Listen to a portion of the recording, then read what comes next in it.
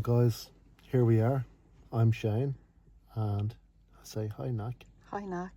So we're back, guys. Anyhow, it's been a while, right? Been a little minute, but we've been busy, and I've been working on something that's pretty big, but I can't tell you about that yet. But you'll find out about it soon enough. But anyhow, today is the 14th anniversary of her Esra Uyrun when she went missing. So that's that lady that went from Clondalkin to Bray, and her Renault Twingo was found in Bray.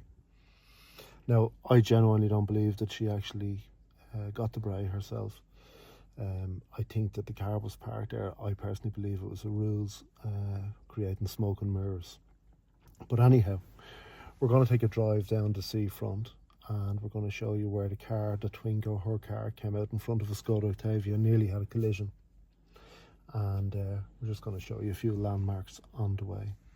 Okay, guys, so we're at the harbour now, and we're heading that way, south. So you did a video last year, didn't you, with Esra's sister, Berna? Yeah, that's right, Mac. Yeah, we did.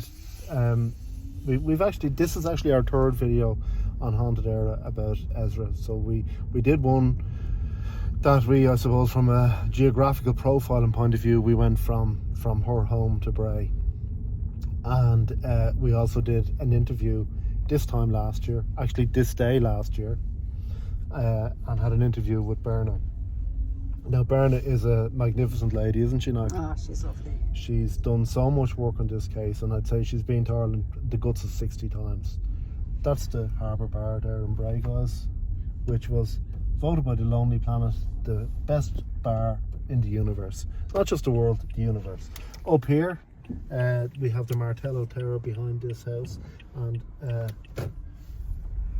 little guy that you may have never heard of. His name is Bono, who used to live there. I'm pretty sure no one ever heard of him, right? But he used to live up there in the Martello Tower for a period of time.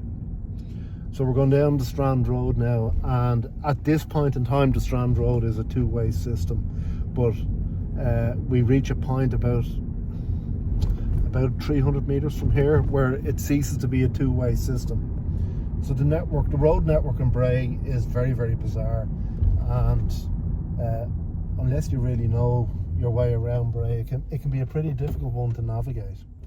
Of course, this has changed in the last few years as well. So over there, that would have been the Dug Inn bar, and behind there is the Dart Station in Bray.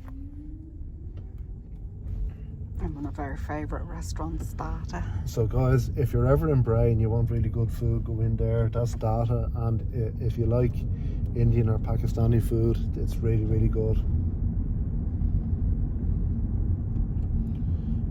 So we're kind of about halfway down the beach now, and I'm just trying to think to give you landmarks. On our left hand side here, this is where the National Aquarium would have been. It's closed now, it's not in existence anymore, but it would have been the National Aquarium. And of course, Portland Barry is a very large pub there, great for food as well.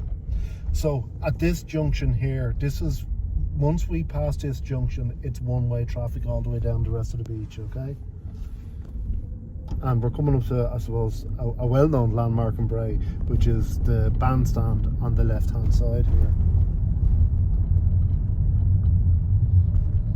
Also, someone else very famous, Ken Doyle from Bagatelle, would live up along here. Yeah, so we have Ken Doyle, and then we have where Sinead O'Connor used to live. This is the Martello Bar. That's probably the busiest bar in Bray. But there's a couple of bars here together. We have what would have been the Porterhouse, and then Jim Doyle's.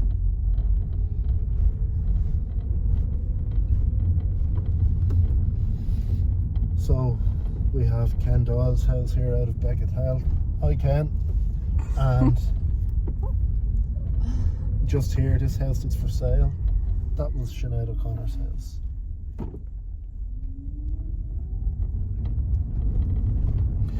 So shortly now, as we drive down the Strand Road, there's a road parallel that runs to this called the Mead Road, and it also has a kind of a quirky one-way system stroke two-way system. But this junction that we're approaching here, I'll stop on for a second on the zebra crossing. This is where Esra's Twingo came out in front of the Skoda Octavia. So Esra's car came down from here and out in front of this Octavia, almost causing a collision. Now, there was CCTV footage, but they weren't able to enhance anything to the point that they could get a number plate, which is very, very sad. You'd just love to know who was driving that Skoda Octavia and what information they could have added to this. So now we have a couple of chip shops and the public toilets, and of course the Star Amusements that's been there forever, and below that would have been where Dawson's was. It's been since demolished. It's just a car park now. The hotel now, that's now apartments. Yeah, so that would have been the Bray Head Hotel. The Bray Head Hotel, where Richard Burton used to like to go once upon a time. It's now apartments and they're up for sale. They've spent millions on it.